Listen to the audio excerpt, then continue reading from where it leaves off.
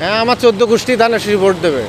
শহীদ president Ziaur রহমানের শুরু থেকে আজ পর্যন্ত দেশমাতা বেগম খালেদা জিয়া যে পরিবেশ পরিস্থিতির ভিতরে তিনার জীবনকে উৎসর্গ করে এই দেশকে আগলে ধরে রাখছে, এরকম নেত্রী বাংলার জমিনে আর কেউ হতে পারবে না।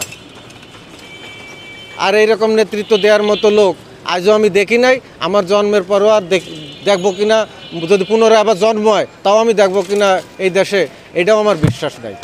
আপাতত হওয়ার সম্ভাবনা কমই আছে, যেহেতু আমাদের দেশ নায়ক তারেক রহমান উনি যে সিস্টেমে দেশকে এগিয়ে নিয়ে যাচ্ছে, ইনশাল্লাহ দেশ কোনো মতেই এই জনগণ তারেক রহমানের অবাধ্যতা করবে না এবং ওনার হুকুমের কোনো ত্রুটি রাখবে না।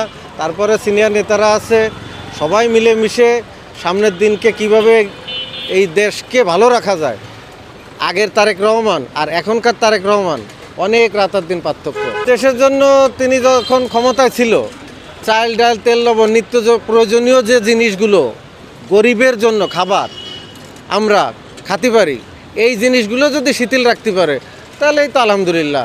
আর যদি এই যে ছিনতাই রাহাজানি থেকে মুক্ত করতে পারে, ট্যাক্সে মানে সে আপনার চাঁদাবাজি থেকে মুক্ত করতে পারে, তা আমি মনে করি দেশ অক্ষমতে খুবই ভালোই চলবে।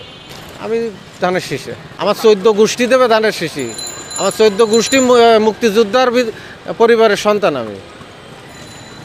আমার নানা মুক্তিযোদ্ধা ছিল, রাষ্ট্রীয় মর্যাদায় থানা থেকে পুলিশ এসে তিনাকে পতাকা দিয়ে মাটি দিয়ে থুয়ে গেছিলো, কবরস্থ করে গেছিলো।